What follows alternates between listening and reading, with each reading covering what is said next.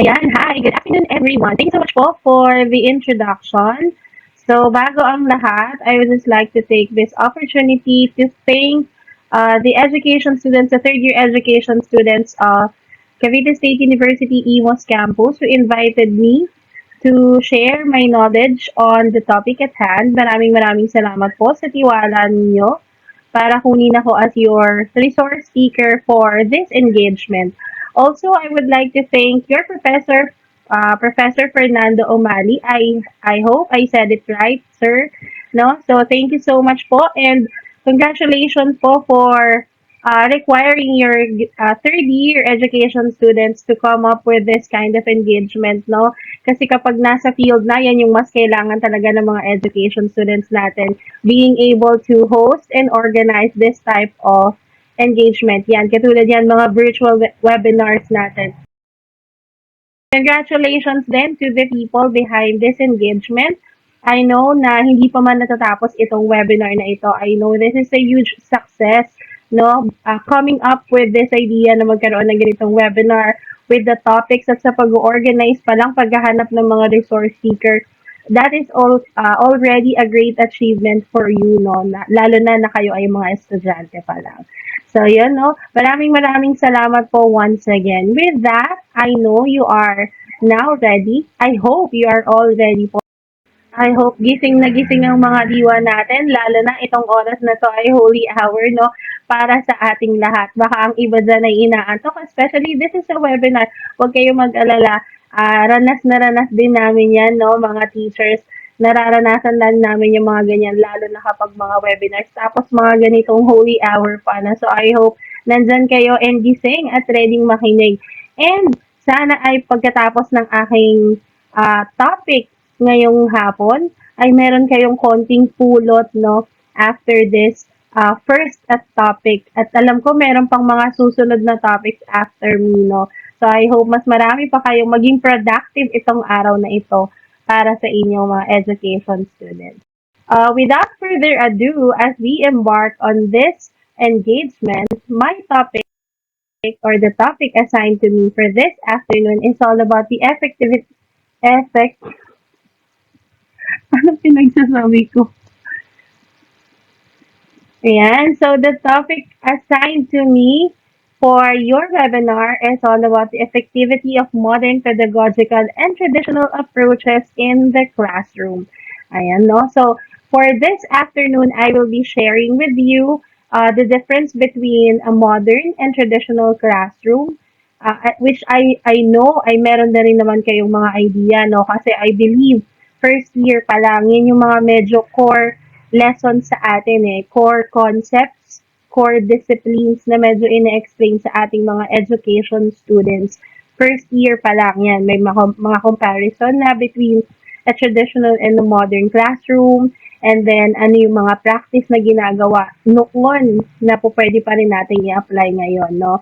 So, we will dive into the effectivity of those modern and traditional approaches in the classroom.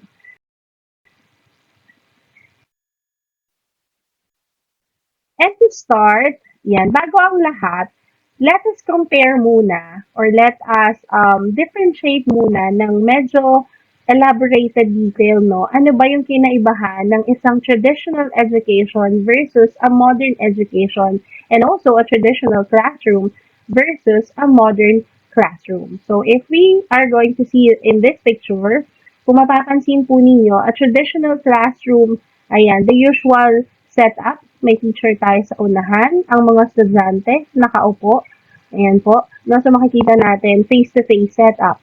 While doon sa kabila, in sa modern classroom natin or the modern education, mainly, major change niya from traditional or major transition niya from traditional to modern, ayan, nagkaroon na ng mga high-end gadgets like yung meron na tayong mga technological involvement. So kung makikita natin, meron na tayo dun picture ng laptops, computers, and then yung teacher is hindi na yung standard na nakikita natin nakatayo sa harapan ng ating classroom. Ayan nga, based doon sa picture, siya ay nagtuturo using an online platform. And to elaborate, these are some of the differences between a traditional and a modern classroom. So yung nasa left column natin describes to us some of the features of a traditional classroom, while yung nasa right column naman describes to us ano-ano yung mga basic features ng isang modern classroom. So sabi dyan, sa traditional classroom, teaching is giving knowledge or skills to students. While sa modern classroom, teaching is the process of providing guided opportunities for students. So sa traditional classroom natin, the students are given or sila ibinibigyan na natin kung ano yung dapat nilang malaman. So parang the teacher is always spoon feeding kung ano yung kailangan mong matutunan. And there is a standard process, a standard procedure kung paano nila yun gagawin or kung paano nila yun dapat ma-acquire or ma-gain yung knowledge na kailangan. On the other hand, sa modern classroom naman, instead of giving them the knowledge or skills, teachers are giving the students the opportunity to learn from the concept na ibibigay sa kanila, no? So while the teacher is serving as a facilitator, the students are given opportunities, varied opportunities kung paano sila matututo from those concepts na naibabahagi sa kanila. So hindi limited, hindi confined yung learning or yung way kung paano sila matututo ng isang concept. Aside from that, sa traditional classroom natin, a teacher is the information giver solely. The teacher is only the information giver. So, lahat ng instructions, lahat ng learnings, lahat ng concepts, processes, approaches, lahat galing kay teacher.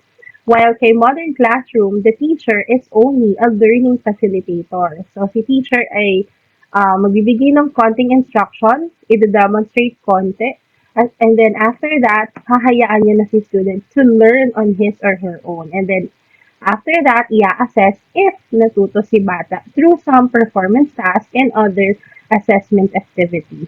So, hindi na basta si teacher lang yung nagsasalita. Students, learners, are also given the chance to express themselves. So, instead na si teacher lang nanggagaling yung mga learnings, meron din ang mga estudyante, they also learn from their fellow students. And then, also, another difference is, in a traditional classroom, learners are passive. They are passive learners. Sa modern naman, they are active learners. Passive, kasi nga, sabi nga natin kanina, teacher is the sole information giver. So, si students, since si teacher yung pinanggagalingan ng lahat ng learning, ang trabaho ni students is to listen to what the teacher is discussing in front of the class. So, parang makikinig lang siya, and then, yun, nakaupo lang siya the whole duration of the class. So, passive siya. While sa modern classroom naman, the students are active. So, hindi lang sila hinahayaang nakaupo. They are allowed to express themselves. They are allowed to express what they are realizing while the discussion is ongoing. Teacher monopolizes discussion. So, teacher-centered tayo sa traditional. Sa modern naman, student-centered. Si students are allowed to participate in the discussion. So, hindi lang si teacher nagsasalita. Nagkakaroon ng interaction between teacher and student, and vice versa. And then, aside from that, a traditional classroom stresses the what of learning, thus capitalizing on the use of memory, work, question, and answer method, and others. So more on, after teaching the concept, magtatanong na si teacher, what have you learned? And yun lang. Or halimbawa sa mga stories, like who are the characters, so solely confined siya sa basic concepts, the what of learning. While kay modern classroom or kay modern education, it emphasizes the why and the how of learning, thus encouraging students to do investigatory and exploratory work. So more on, after questioning the basic questions like yung mga what, when, where, why, how, what, when, where, after that, itatanong din why and then how. Diba? So, aside from the students being able to recognize the basic concepts of or yung knowledge, yung basic lang na kailangan nilang malaman, they are also encouraged to explore explore more, to give more. Diba? To be resourceful enough para hanapin pa kung ano pa yung medyo mas malalim pang reason why they are doing as why they are learning such concepts. And then for traditional learning, it also opts for conformity, thus expecting each student to come up with the predetermined learning results. So just like what I've mentioned kanina, merong standard procedures, standard processes, yun yung susundan, procedural approach, no? So from kung ano yung start na mandated doon sa susundang curriculum, yun lang siya. Hindi siya pwedeng mag-deviate to other processes or approaches, hindi. Kasi nga meron tayong predetermined na ito yung kailangan mong ma-achieve, ito yung kailangan mong ma-reach, so ito yung gagawin mo. So parang ganon. Medyo autocratic siya sa traditional. While kay modern, it provides students with certain degree of freedom, giving them chance to develop their creativity and resourcefulness. So may freedom si students how he or she will learn the concepts and approaches na tinuturo sa kanya ni teacher. So hindi dinidictate sa kanya, hindi dinidictate yung mga learnings or the way na kailangan niyang matutunan yung isang concept. Another, for traditional, it uses fixed methodology confined in the four wall of the classroom.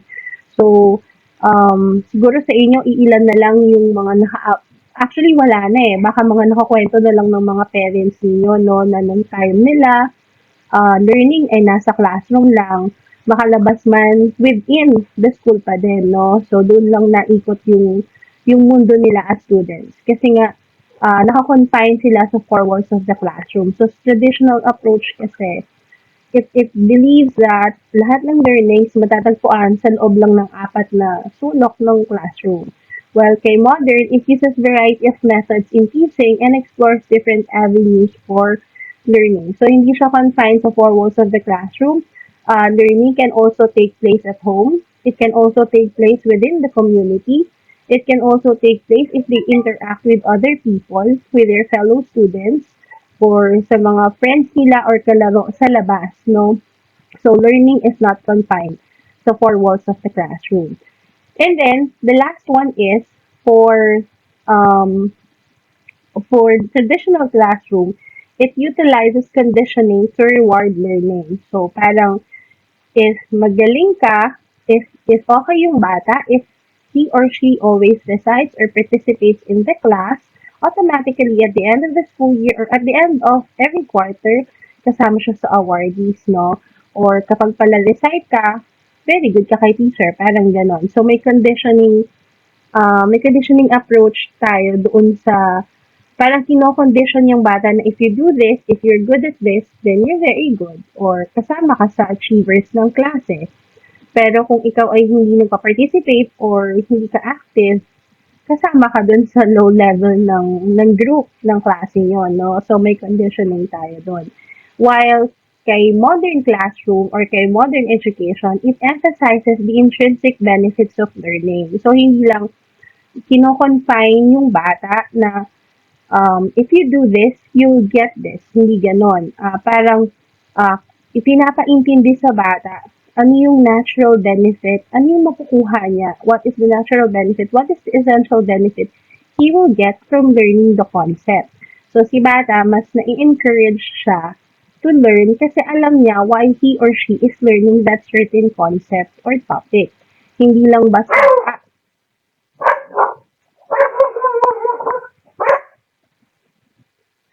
yung cookies.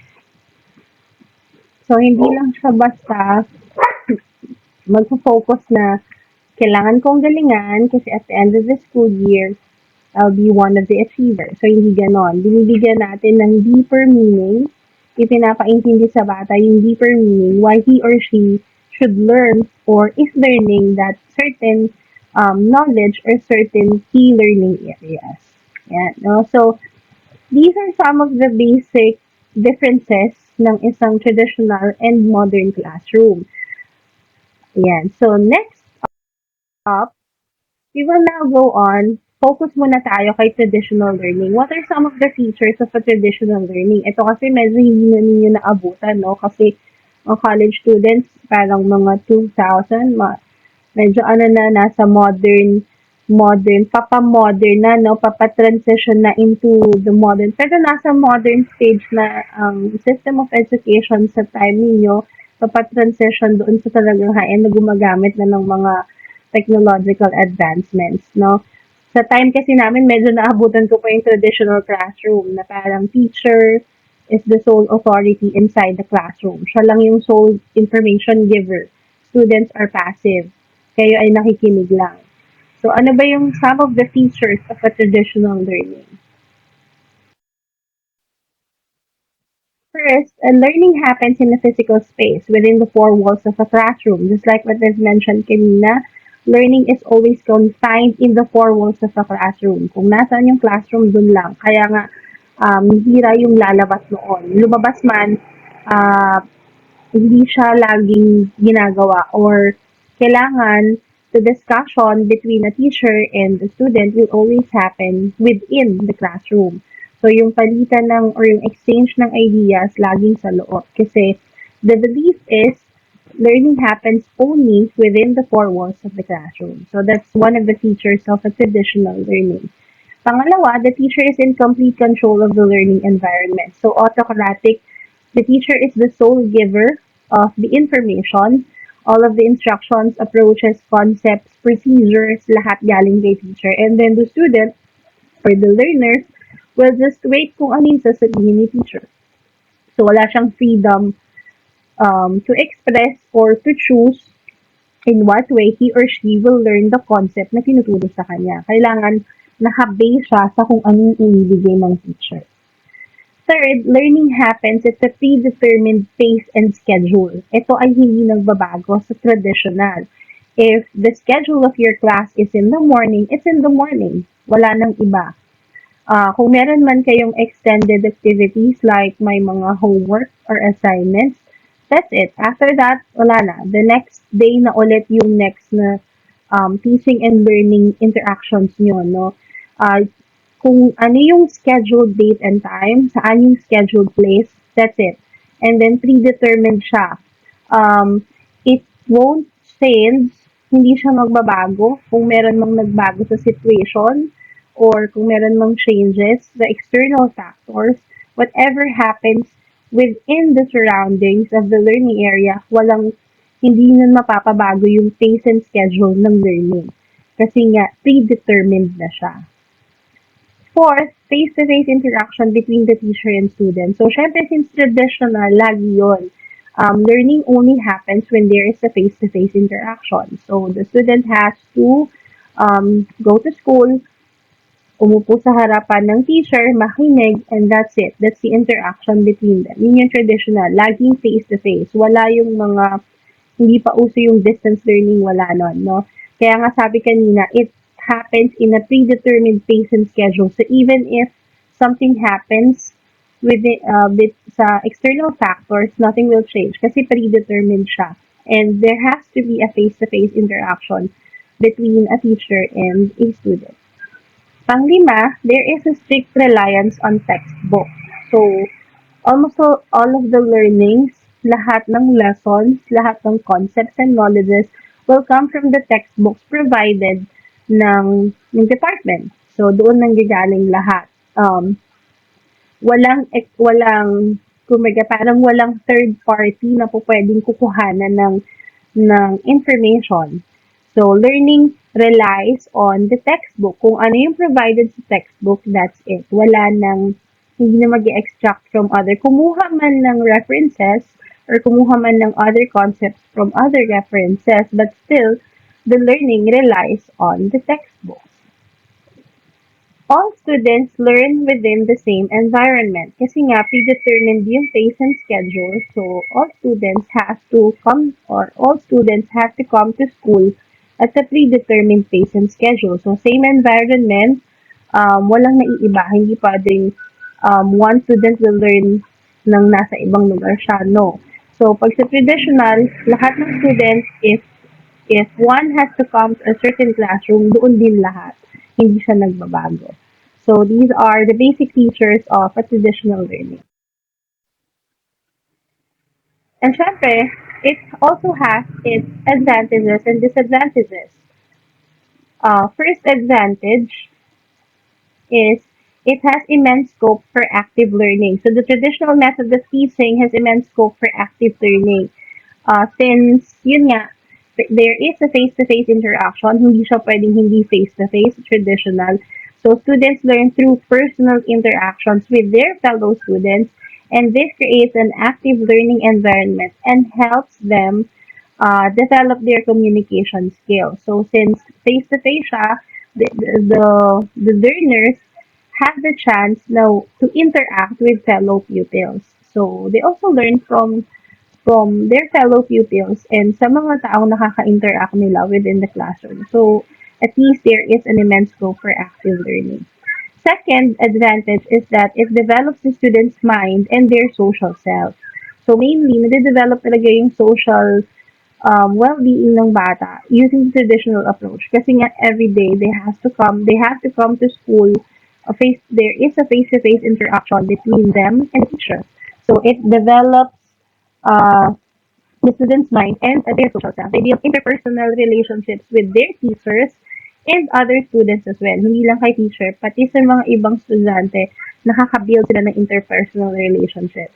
And other students of their age group, of course. And with them, they learn the ways of the world. So medyo ang mga produkto ng traditional approach medyo street smart, no? Kasi nga, they have the chance to interact with the world or with the outside or the external factors like yung mga kapwa nila estudyante and also their teachers. Third is, there is a space for practical aspects of learning. So, halimbawa yung mga subjects such as yung mga kailangan ng laboratories, human chemistry or biology, it best happens within a traditional laboratory. So, since face-to-face nga, kung meron namang facilities sa school, may laboratory. So, most of the experiments, most of the interactions, the learning happens doon sa certain facility na kailangan, doon sa certain knowledge na yon. So, meron ding mga school playgrounds. If there is, syempre, if it is existing in a certain school, edi meron. So, best suited to enhance the mobility of children in a safe setup. Kasi kung meron nga namang mga ibang bata na hindi pupunta sa school, no? So, hindi fair yung magiging, um, fair yung benefit nung physical facilities. Pang-apat, students have access to libraries, canteens, and other facilities. So, syempre, since face-to-face nga, lahat ng facilities ng school ay kayang i-access ni bata. So, as traditional learning happens on campus, students have access to the facilities such as yan nga, libraries, canteens, and other facilities.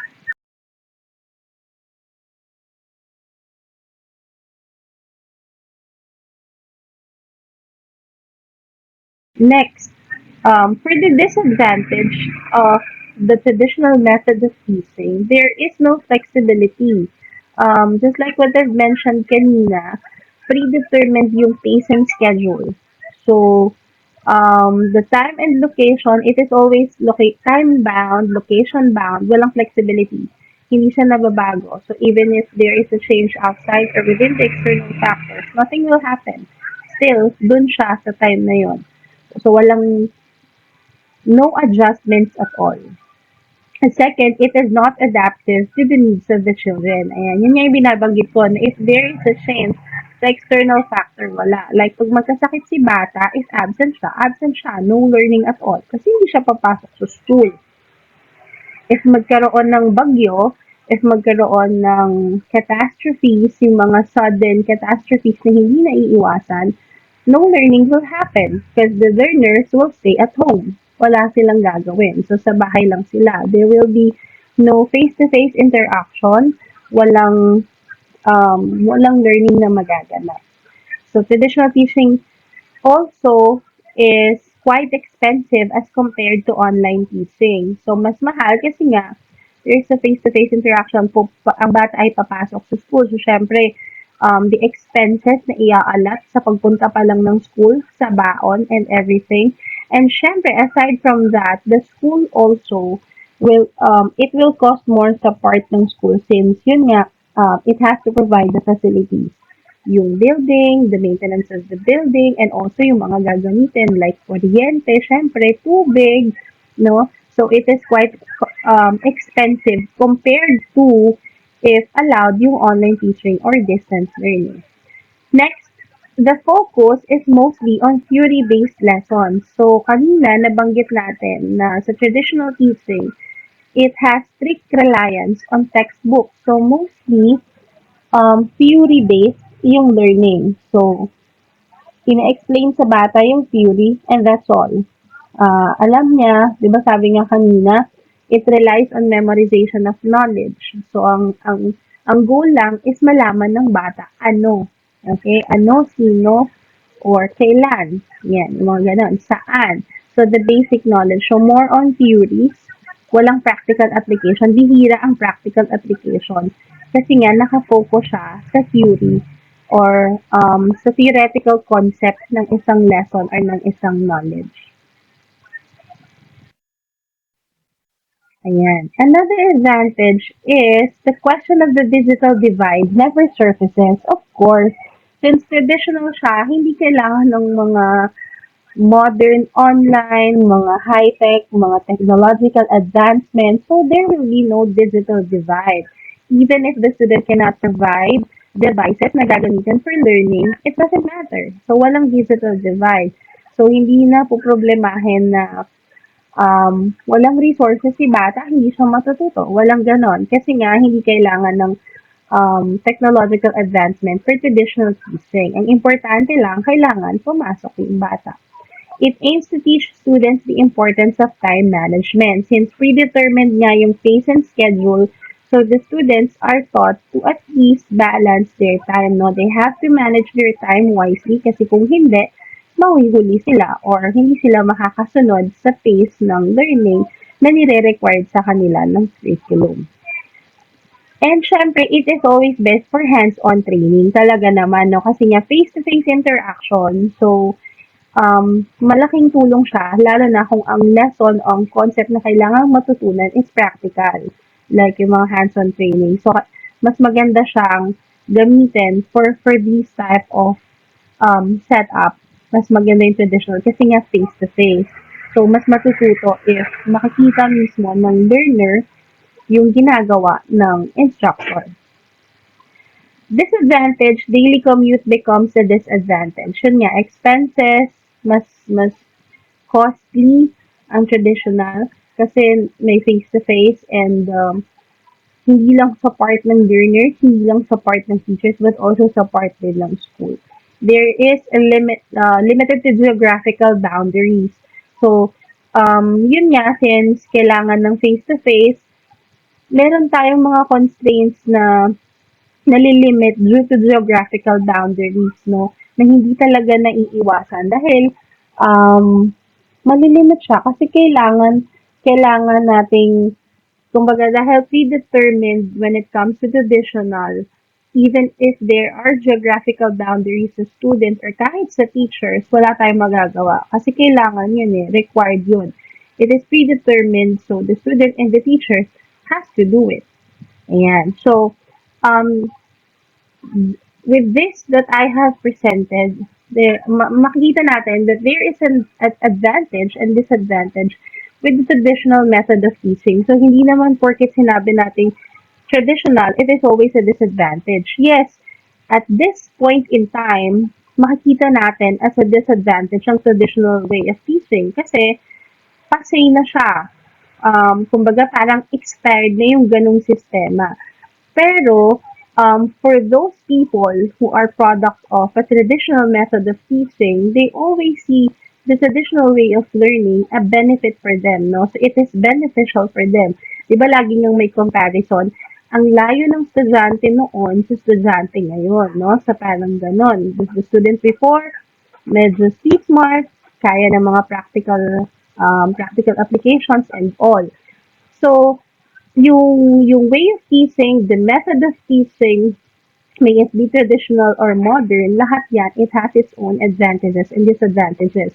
So, hindi porket traditional ay negative na for everyone. No, it's not. Kaya siya nag-transition from traditional to modern is because nagbabago yung panahon, no? So, hindi naman porket traditional ay masama or walang magandang dulot sa mga learners. Let us always remember na ang traditional mode of teaching or the traditional way of learning, nakapag-produce din siya ng mga magagaling na tao, no? So, hindi ibig sabihin na traditional ay disadvantage na for everyone, no? Kaya lang siya nag-transition into modern way of teaching or modern way of learning is because nagbago din ang panahon, nagbago din yung needs ng tao, nagbago din yung sistema, so yung mga systems, approaches, and procedures na ina-apply before using the traditional method of learning and teaching ay hindi na po pwede ngayon. Kasi nga iba na yung panahon ngayon. Ayan. So, done, enough with the traditional method of teaching and learning.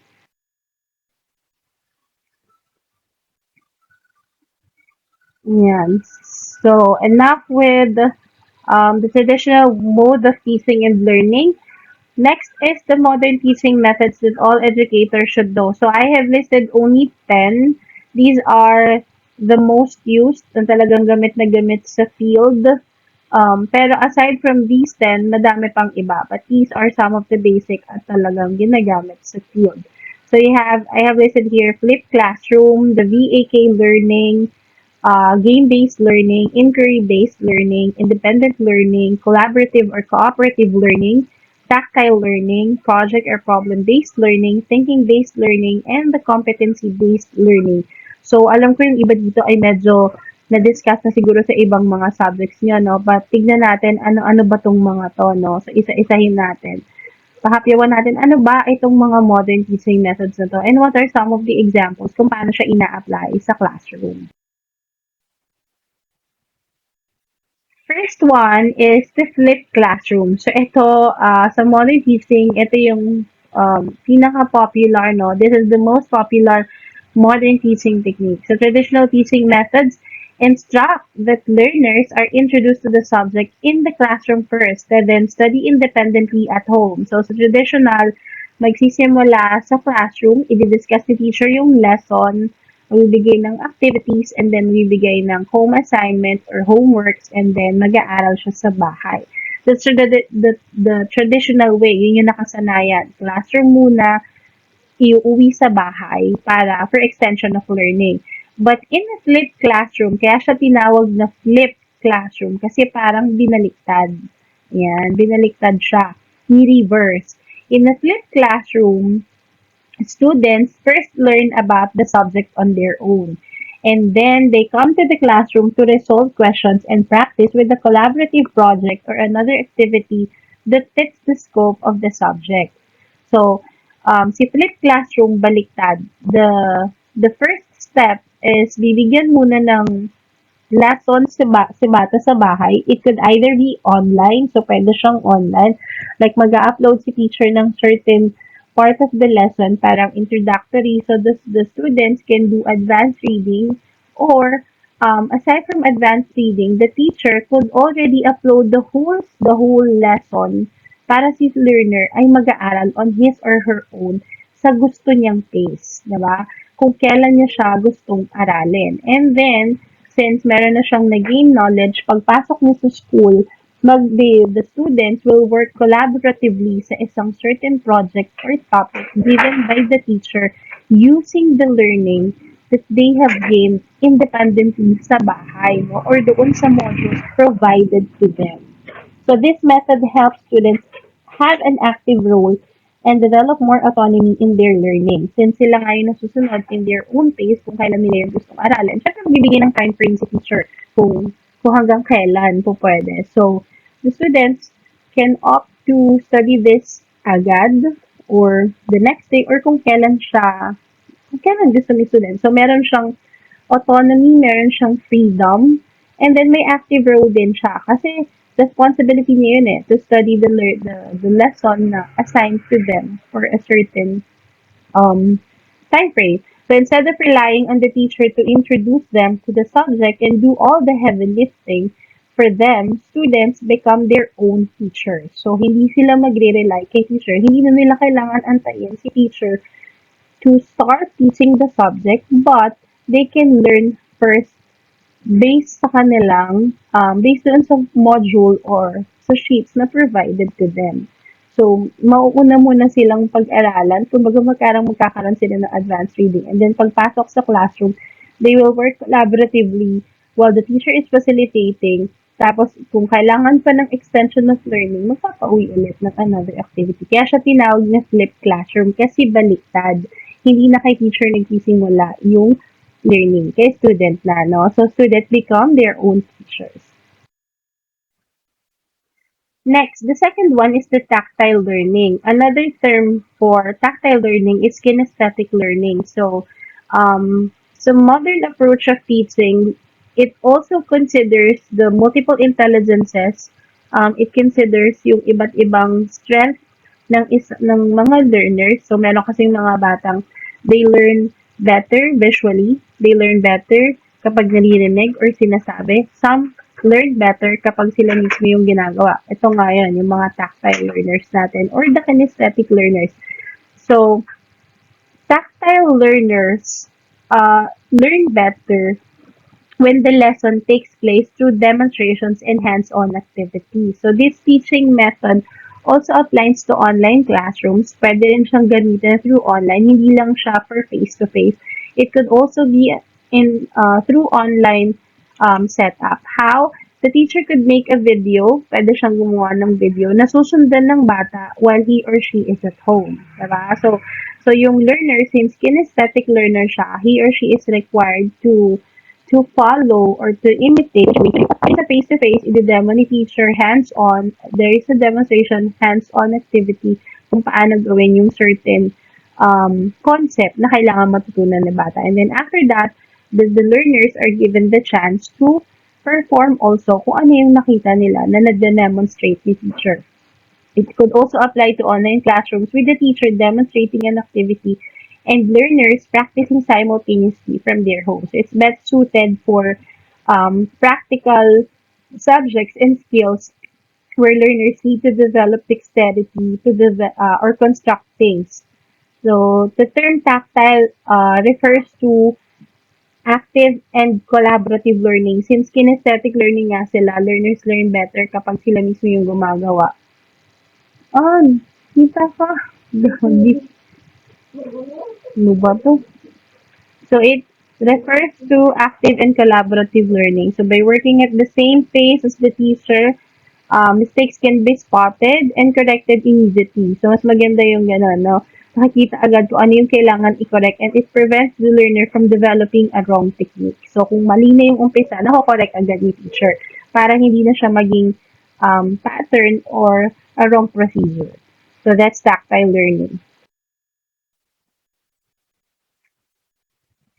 The third one is the VAK learning. So VAK stands for visual, auditory, and kinesthetic learning. So si VAK is much broader kay tactile learning kasi si tactile learning, it only focuses on the kinesthetic learners.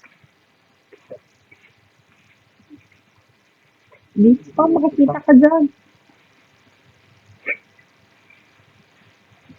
Diba ito? So it is much broader kay kinesthetic learning since yun nga, si kinesthetic learning focuses only on the kinesthetic learner. Si VAK, i-cater niya na din yung mga visual and auditory learners.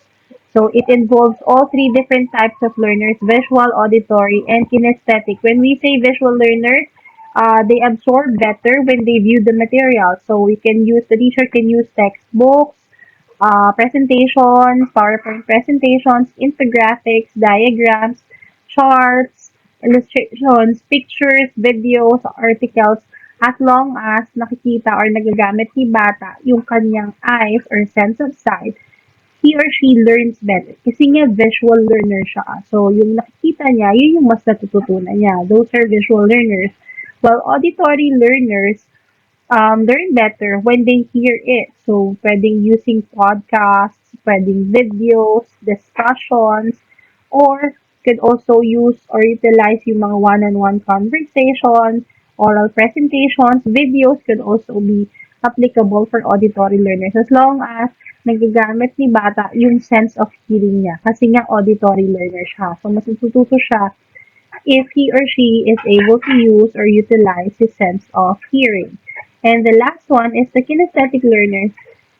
They learn better when they act out the content. Kung sila naman ay ginagawa nila, yung mga natututunan nila. So, through hands-on activity, role-playing, note-taking, or walking meetings. Or just to simply put it, basta sila yung gumagawa nung um, practical application ng knowledge. So, mas natututo yung mga kinesthetic learners na ganun. So, VAK learning has something for everyone.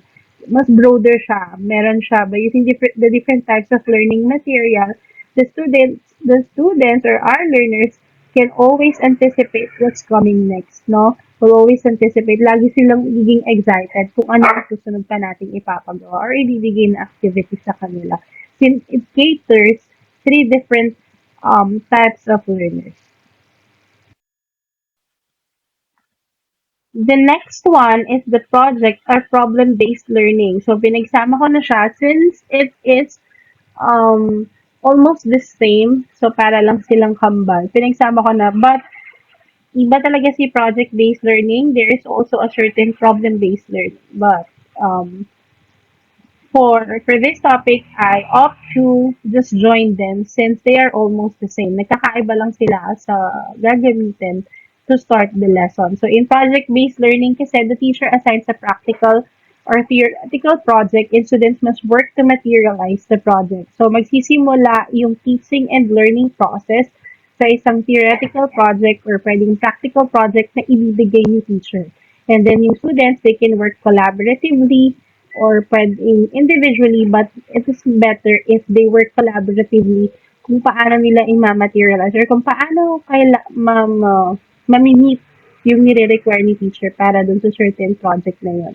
So, projects aim to solve real-life problems, hindi yung mga abstract ones. Kailangan um, the teacher will give projects na will cater yung mga real-life situations. So, the teacher can assign projects individually or in small teams. But just like what I've said, mas okay if it is by team or collaboratively. So, whatever the case, working on a project is the best example of active learning. So, active kasi they get to participate, they get to interact with other people. It enhances their creativity and problem solving and invites students to think practically. So, mas nagiging malalim sila mag-isip, no? Yung critical thinking skills nila ay gumagana. And then, sa problem-based naman, instead of a project, binibigyan naman ng teacher ng isang problem yung mga students. So, that is the first step of the teaching and learning process of problem-based learning. So, nagdi-differ lang siya kasi, yun nga, sa problem ang pinipresent before anything else is taught. So, a problem is given by the teacher and then learners have to work together or pwedeng separately to decide on the best course of action para ma-complete yung problem na yun or para ma-solusyonan yung problem. So, they have to think critically and analytically para ma-solve yung problem. So, sa problem-based learning, yung difficulty level, it gradually increases as we move from basic knowledge and then initial discovery to more advanced projects. So, hindi siya nagsistay na kung ano yung level ng problem na binigay ni teacher's office ay hindi po. It changes from pahirap siya ng pahirap. So, yung difficulty level is pataas for the umuong person. Next is the collaborative or the cooperative learning. Ito din, kambal din sila sa pinagsama ko na. But there is really such a thing as collaborative learning and there is also cooperative learning. But for this topic, I opt to just make them partners since same lang naman sila halos. So collaborative learning is an umbrella term that includes any project or activity that learners work together on. So when we say collaborative, certain project or a certain problem, grupo yung kailangan mag-solve or gumawa. So, a lesson plan based on collaborative learning, it helps build valuable soft skills like teamwork, syempre. Delegation, hindi lang, kasi sa collaborative, hindi lang sosolohin ng isa yung trabaho. So, they learn how to delegate tasks na hindi lang yung isa ang gagawa. They also learn how to practice time management. Kasi syempre, as teachers, bibigyan natin sila ng time frame kung hanggang kailan lang nila kailangan matapos yung isang certain activity. And then collaboration, of course, decision making, kasi they have to decide on their own. So, nade-develop yung decision making nila. And most importantly, their social skills, because they have to interact with their co-students. And then through collaborative activities, the learners also start to work on their self-awareness. Kasi kailangan nilang ma-evaluate yung mga strengths nila and also choose the parts sa project na depende sa skills nila, 'di ba, no? So kapag ginrupo natin yung mga bata, like sa amin kapag nagkaroon ng group work, yung mga bata mismo, alam na nila na ako yung magli-leader kasi alam nila sa sarili nila that I can be the leader or siya yung magiging timekeeper, siya yung magiging secretary, siya yung susulat ng output. Kasi yun yung skill na kaya niyang i-contribute sa group. So, using collaborative learnings or collaborative activity, nagiging self-aware yung mga bata sa mga skills na kaya nilang i-provide for the group or kaya nilang i-contribute for the group. So the fact that all group members are accountable for the outcome teaches them also that their actions can affect the whole group as well. So, syempre, since it is a group work, the teacher could always remind the students na they have to work collaboratively and cooperatively para maka-reach sila sa desired output and to get the best grade that they could ever have. So this learning method is also similar to collaborative learning. So mag-organize ng small group si teacher sa students and then bawat member um, was assigned a specific task or role na kailangan nilang i-carry out and then meron silang common goal to reach. So alongside they learn to collaborate, they take responsibility and they develop syempre team spirit. So what's important in a collaborative or cooperative learning is for teachers to make students understand na even if they are working as a group, they will be graded individually. Diba? So, hindi pwedeng, kasi the tendency kapag hinayaan lang sila na they work collaboratively, the tendency would be they would sometimes be dependent on some of their group mates, lalo na kung sa palagay nila, ito okay to sa klase. So, magre-rely na lang sila sa iisang group member. So, the teacher has a responsibility sa collaborative learning na kailangan he or she has to make his or her students understand na even if they are working collaboratively, individually, kailangan may contribution sila for the success of the group work. Next, this one. Ito ang pinaka-paborito ng mga bata, the game-based learning. So, ito hindi lang siya laging using technological advancements. So, game-based learning could also be utilizing yung mga games na nakasanayan natin. So, hindi the usual na pagpasok ng teacher, discuss agad. So, this could serve as springboard bago mag-discuss ng lesson. So, pwedeng gumamit ng mga games na dapat related doon sa topic na i-discuss. So, game-based learning is pretty much what the term describes. So, as the name suggests, it uses games as part of the instruction process. Kadalasan sa umpisa, no? So, bago ang lahat, gagamit ng games to start the lesson. Yun nga, katulad nga na sinabi ko kanina, it serves as springboard. Mas maganda yon. Or, pwede rin naman, if the teacher doesn't want to use it as a springboard, pwede rin ilagay niya sa dulo, like sa mastery of the learning. Kung tapos nang mag-discuss, pwedeng magpa-game just to assess if there is learning or na-absorb ba ng bata yung tinuturo ng teacher. So, games have an element of active learning kasi kapag laro, nabubuhay ang hindi lang isip ng bata but almost all parts of the body ng isang bata nabubuhay basta laro. Nabubuhay basta laro, no? So, active learning talaga when it comes to games because they also have to interact with their fellow students. So, particularly engaging as they are a sort of distraction of their own from the typical type of learning. So, pwede siyang online, pwedeng group, or pwedeng role-playing games.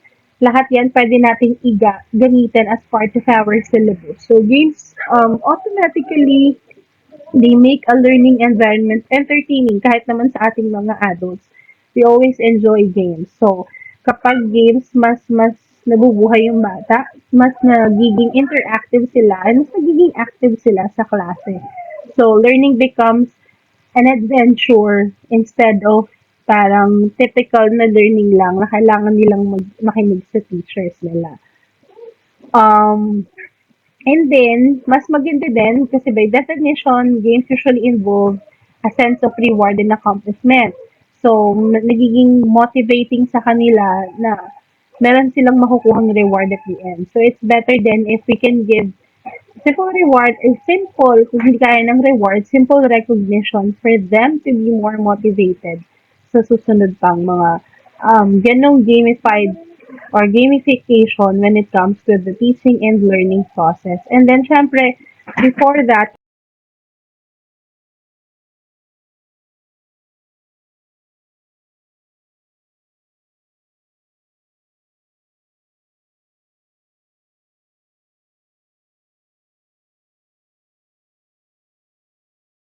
mechanics para alam din ng lahat ng bata. So, on your screen, I have listed here some of the game-based app na pwede nating gamitin. Pwede nyo rin itong magamit, lalo na yung mga, lalo na kayo, kasi mga education students, you can use this sa inyong mga demonstration teaching, um, or sa mga next niya na magkailangan yung magturo. Yan.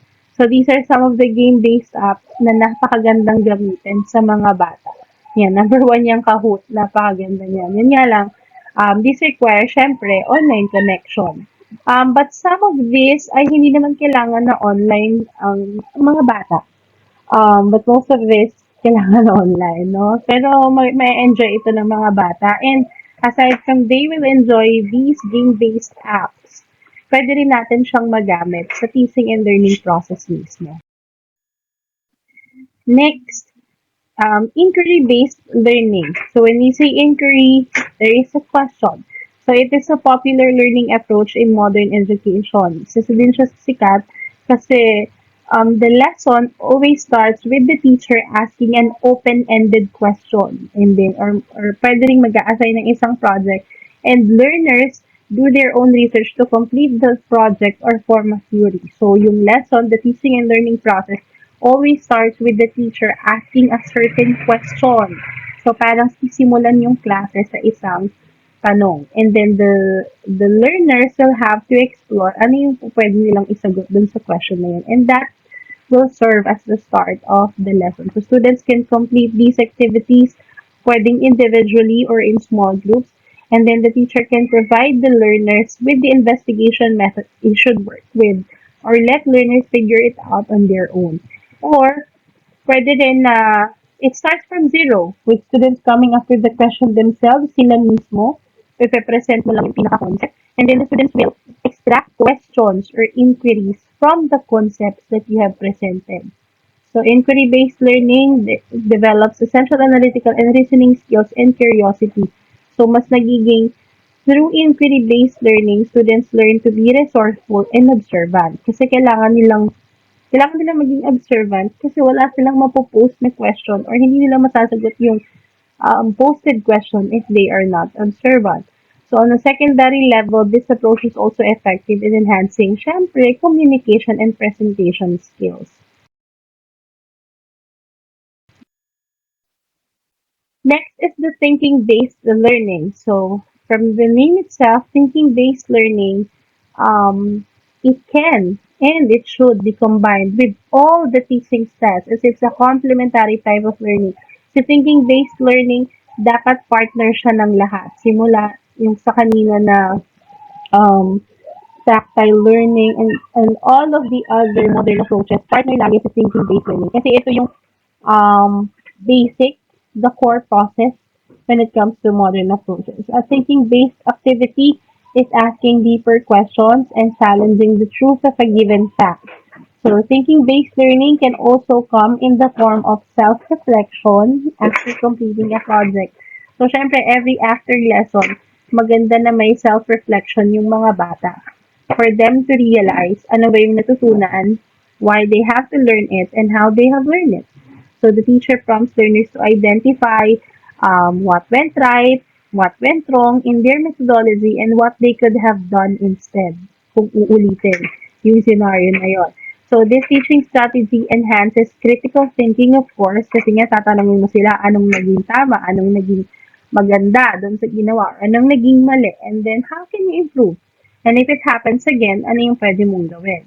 So it enhances the critical thinking skill of the students, the analytical thinking skills, and also, of course, the self-awareness. Next is the competency-based learning. It can also be used in conjunction with other methods. Pwede rin siyang i-partner doon sa ibang mga methods. It focuses mainly on the KSA, the knowledge, skills, and abilities.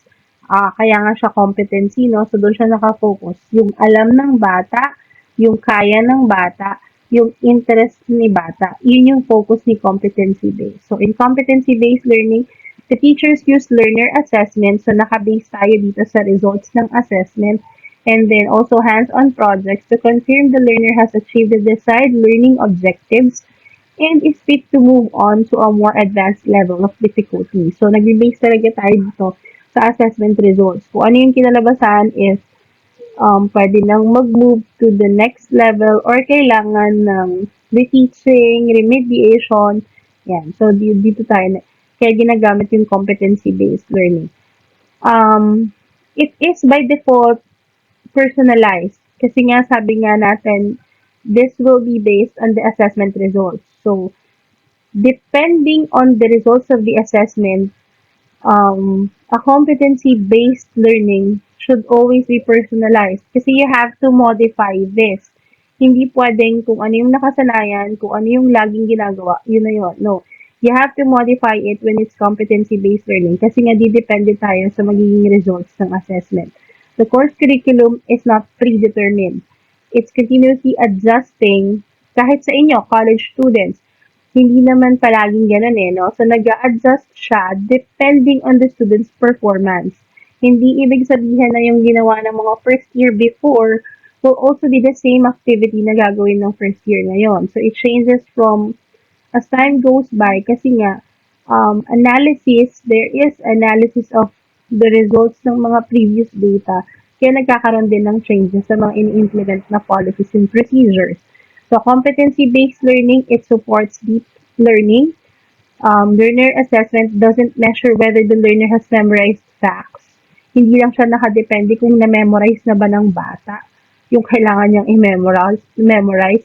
But, competency-based learning focuses on whether the student can actually put their knowledge into action. So, hindi siya kung ano yung na-memorize ng bata. So, competency-based learning is more on if learners could really practically use and apply what they have learned from the whole teaching and learning process. And the last modern approach is the independent learning. So independent learning, syempre from the word itself, the students here are in full control of their learning. So from choosing what they'll learn, ano yung matututunan nila, how they will learn, to evaluate themselves, it is always dependent on them. Kasi independent learning nga ito. The teacher can still um, be a part of this process. Syempre, hindi naman mawawala yung teacher. But their role changes to that as a facilitator. So, hindi na siya um, giver of information. Instead, the teacher is already the learning facilitator. So, they can support the student by giving them learning material and feedback on their progress. So, sa independent learning, feedback is always needed. Kasi, since independent learning nga siya, may freedom yung bata, may freedom yung learner, he or she has the sole autonomy sa learning na makukuha niya and how he or she will learn it. So, the teacher has to always give his or her feedback doon sa ginagawa ng bata. Kasi from that feedback, he or she can adjust kung ano yung kailangan niyang i-adjust. So, independent learning is as personalized and flexible as it gets depende syempre sa pace na kaya ng bata. It gives learners full autonomy and freedom. On the other hand, it often lacks accountability and requires great self-motivation to go through with it. So, kailangan ng self-motivation dito ng bata since free nga siya kung paano niya aaralin or kung kailan at ano ba yung mga dapat niyang gawin to learn that certain concept. Now, what are the benefits of modern teaching methods? This would be the last part of my talk. So, ano naman yung mga benefits? First, syempre, active learning. So, modern teaching is activity-based, laging nakabase sa activity, and creates highly interactive learning experiences. So, sa modern teaching kasi, interactive.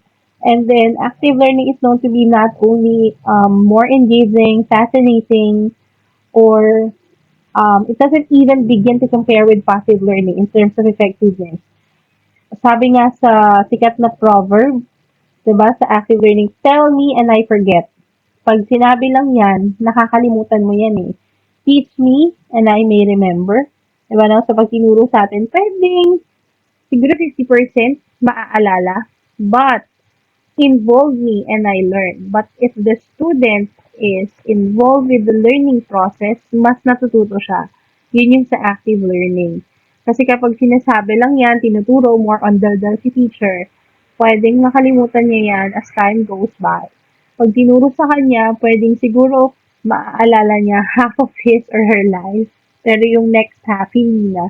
Pero kung involved siya sa process pa lang, or i-own niya, di ba, yung process itself, he or she will learn from it. Even sa adults, ganun naman. So when students are actively involved in the learning process, whether it is through a discussion or a hands-on project, kapag sila mismo yung nagsosolve ng real-world problems, hindi lang basta nagme-memorize, hindi lang yung basta mga theories without context, nag-internalize sila sa information with significantly less effort and mas nare-retain for longer period of time.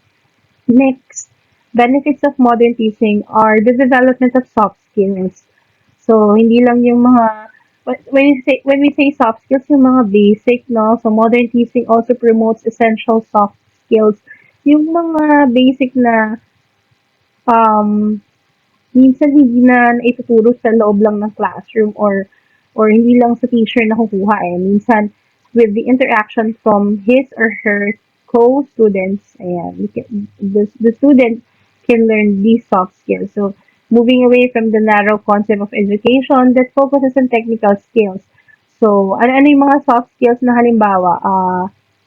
Critical thinking, problem solving, yung mga teamwork, yan, and many other traits. Yan yung mga soft skills na tinatawag na nade-develop ng modern approach in teaching.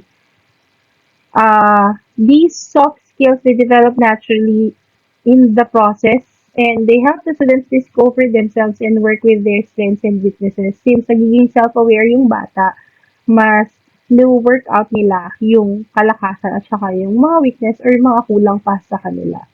Third one, syempre, personalization. Since may freedom ang bata, he has his own autonomy sa learning niya. Modern teaching methods, they are flexible and offer different options for different learning styles and unique student needs. Kahit yung mga learners with disabilities or special needs pasok dito, the learners can learn at their own pace and with the material they like best or kung saan sila mas natututo, pwede nilang piliin yun. Kaya nga personalization. Kasi they have the chance and the freedom to choose kung ano yung sa palagay nila, mas magbe-benefit sila. And the last one is deep learning. So, a natural byproduct of active learning is deep learning. Kasi, katulad nga ng nabanggit kanina, hindi lang what, when, where yung aaralin, but the why and how of the learning process. So, when students are actively involved in the learning process, exploring and discovering things on their own, not only they are more hindi lang sila engaged and excited, they're also truly learning kasi na-acquire nila yung new knowledge by doing and not by witnessing kasi sila mismo yung gumagawa since active na. sila mismo yung nagpe-perform. So, there is a sense of deep learning and involvement sa teaching and learning process. So, these are the four benefits of a modern or of the modern teaching and learning process or the approaches in the modern world. With that, and that ends my short talk. So I hope hindi kayo marami namang napulot. I hope marami kayong nakuha and natutunan from this first topic in your afternoon engagement. And to end my talk, I just want to share this quotation which I have seen in the internet. Sabi dito, each student learns in their unique way. So it's up to the teacher to adjust their pedagogical approach and differentiate instruction in the classroom to accelerate learning gains for all. So just like what I said kanina, it doesn't mean na it's traditional ay hindi siya maganda. It doesn't mean na it's modern ay siya yung maganda or siya yung okay, siya yung positive. No.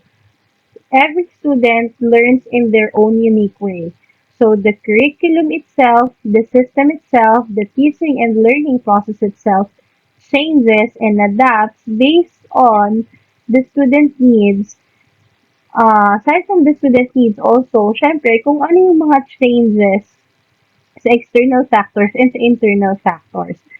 So, the basic here, the basic thing na kailangan matutunan dito, it's for the teacher to adjust their pedagogical approach. So, if the teacher sees na hindi effective to sa certain student, kung hindi talaga effective yung modern, edi why not go back to the traditional?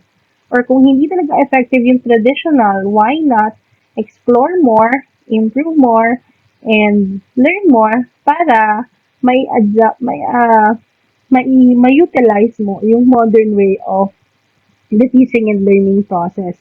So, kailangan si teacher, lagi naman yun, since you are just, since na students pa lang kayo, number one na kailangan ma-develop ng isang teacher is being flexible or the flexibility. Kailangan kaya nating mag-adjust to the changing situation kasi nga change is the only constant in this world. So, hindi pwedeng naiiwan ka lang sa kung ano yung alam mo. So, you have to explore and learn more.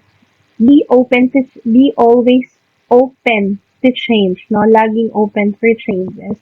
And yun nga, katulad nga ng sabi dito, our student learns in their own unique way. So, if a certain pedagogical approach, kung nakikita naman natin na it's not effective, then bakit magsistay ka doon, di ba? If you know na hindi siya mag-benefit sa learners mo, and then shift to another pedagogical approach, which you think, or kung sa palagay mo, mas makaka-benefit sa bata, di yun yung gagamitin natin. Because, at the end of the day, our main client is our learner. So, what's good for them, what will benefit them, will always be our top priority. Yan. So, yun ang role ng isang teacher. With that, thank you so much for listening and thank you so much once again for inviting me to be one of your resource speakers for this webinar. So, good afternoon everyone and goodbye. By the way, kung may mga questions po or tanong, I could also send a copy of this PowerPoint presentation to the people who invited me to be your resource speaker. And if ever may questions, you can send it through my email. Naiiwan ko din sa mga taong nag-invite sa akin, no? Or kung may mga personal comments kayo with the topic that I have shared with you, ay pwede rin naman, no? So, through email, iiwan ko na lang sa nag-invite sa akin. And also, I would also like to take this opportunity to show to you yung mga references na pinagkuhanan ko sa topic na shinare ko po ngayong hapon. So once again, good afternoon.